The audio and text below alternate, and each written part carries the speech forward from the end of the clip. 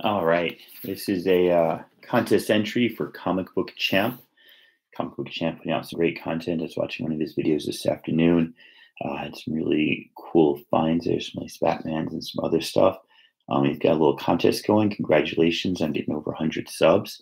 I think it's 100 anyway. Mine's getting pretty shot late at night. But he wanted us to talk about a story arc or an arc that's completed in a comic that he can then go read because he's really into good stories. So I thought about it and I didn't feel like grabbing comics out of my boxes. So I was looking at my graphic novel collection and I came up with my absolute all time favorite story. I mean, not my favorite comic. I'll still give that to X-Men and ElfQuest and a few others, but my absolute favorite story. It's for the way it's written, how it's written, the way it's drawn, the artwork, everything is thought about meticulously in there. And of course, it's Lock and Key. There are 6 volumes, I believe. This is volume 1, Welcome to Lovecraft. And it's by Joe Hill and Gabriel Rodriguez.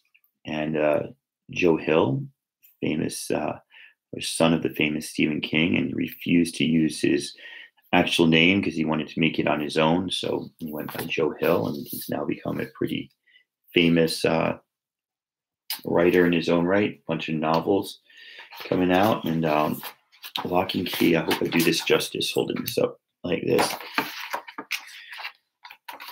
That's a picture of the island. I think it's in Massachusetts where the Key House is supposed to be, but we actually don't start off there. We start across the country in California, and little contrasting pages here. Here's the youngest of the Key siblings, Bode, who's always kind of an important character, but played to comedic effect a little bit because he's young. Not that he's particularly funny, but he's young, and he sees a welcome sign on this door, this cabin, and it just unfolds beautiful contrasts in the beginning of this. So you've got these guys here. Knock, knock, is your husband home? He's a guidance counselor at school. He said we could come find him. Yes, we're hiding guns and axes behind her back. And mom's pretty trustworthy, doesn't quite see anything bad going on. And now I already went live, Gomez. Got you in. I actually found your comment for my video. It was freaking weird. It got put in the comments held review in the likely spam section. Said there might be inappropriate content. So I have no idea why they did that. But yeah, I got you in the contest, and Comic Book Champ won. So that was all good. Was it Comic Book? No, Funk Off won. I'm doing a contest for Comic Book Champ. My Lord, it's getting late. I'm going crazy. But anyway, yeah, we're doing a Comic Book Champ right here. YouTube knows you, buddy, but your video was good, man. Thanks for the support. So getting back to this story here, I don't know if you know Lock and Key, Gomez, but this is one of my favorites. They then pulled back from the house. You see that they've already taken care of some business in this pickup truck here. And so I think the artwork in this is beautiful. The story is unfolding. The 3 kids are down below playing well out of sight so that they couldn't be seen. And there's Kinsey and Bode, and God, I can't remember the big brother's name right now. And they're just talking about stuff, but then you see that their dad, who's been painting, is coming in, and one guy's hiding there with the gun, the other guy's got the axe. He's all surprised. And then they cut to the funeral, right? So you see this angst, I guess he's about 16-year-old character's going through. All his friends are trying to cheer him up, and they really have nothing to say. And I like it. There's 2 whole pages of just what the hell do you say to your best friend when his dad got brutally murdered? Until his uncle comes by, and Uncle Duncan's able to keep him feeling better. And then he kind of flashes back to when he's younger and sees his mom and dad talking about happier times. And then he just cries on Uncle Duncan's shoulder, and then flash forward again.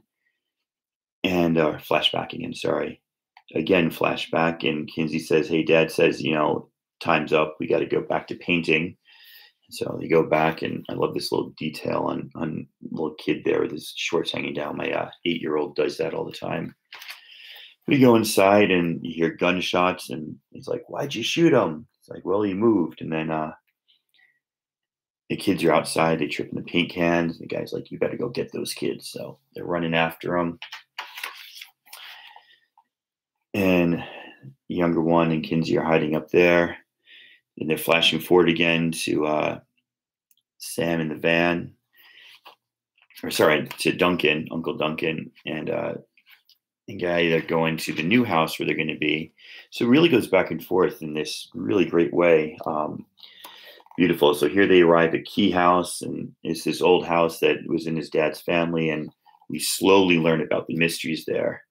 And there's these keys in Key House that do amazing things. But before we get there, we're going to the basement. Tyler's his name. I can't believe I can remember Tyler. And they get the jump on Tyler, and you can't quite see what's going on. He shoots here. There's some stumbling. He's got the draw on him. And there's some more fighting, and it gets real dark, and it's in the dark. You can't really see what's going on. And he gets the gun here. He gets the drop on him. So remember, there's two guys. And then Mom comes through, right? And to me, that artwork is just gorgeous. I mean, as grisly and sick as it was, it's just amazing artwork. And so then here you've got these contrasting shots of Tyler, seeing what's going on here. Tyler looking and seeing his dad in the mirror.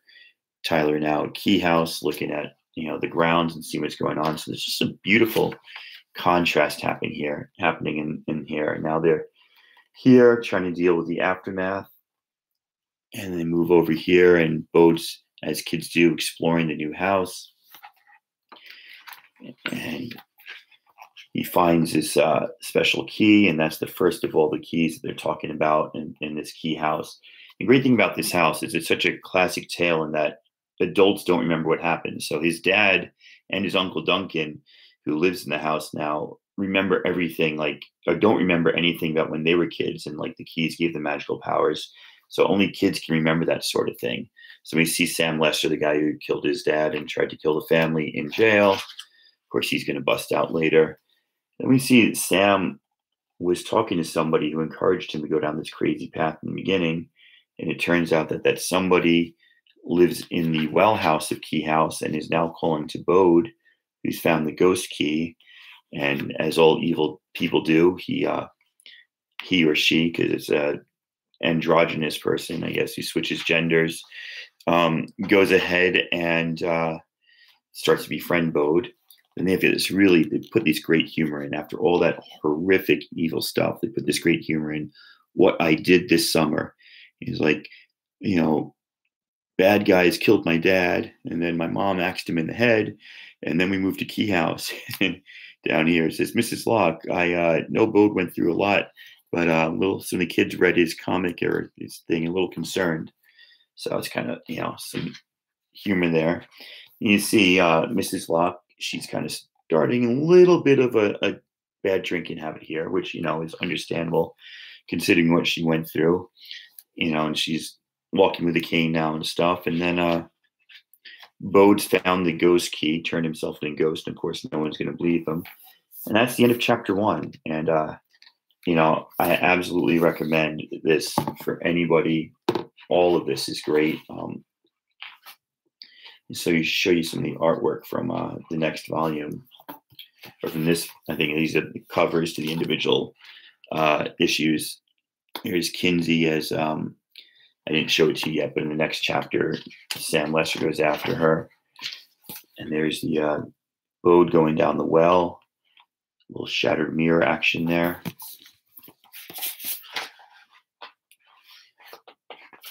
Some character portraits. I think Gabriel Rodriguez, man, he hasn't done a lot. He did this. He did Tales from the Dark Side. And he's just come out with Sword of Ages, which I did not like the first 2 issues of, but issue 3 blew me away. Brought everything together. Really cool. Hey, no problem, Gomez. Thanks for hanging out. I definitely think you should pick this up. And apparently Gabriel Rodriguez did some really intricate floor plans for the mansion. Where I guess he's got an architectural background, and Joe Hill was like, dude, that doesn't work with the story. And he's like, sorry, I just went overboard. There you go. There's one of the keys. I forget. I used to know the keys by heart when I read this first. And then the last one, this is looking forward to the next volume, which is called Head Games. You find the head key, which allows you to go inside somebody's head and see all the things that are going on and remove their fear or remove their happiness and stuff like that.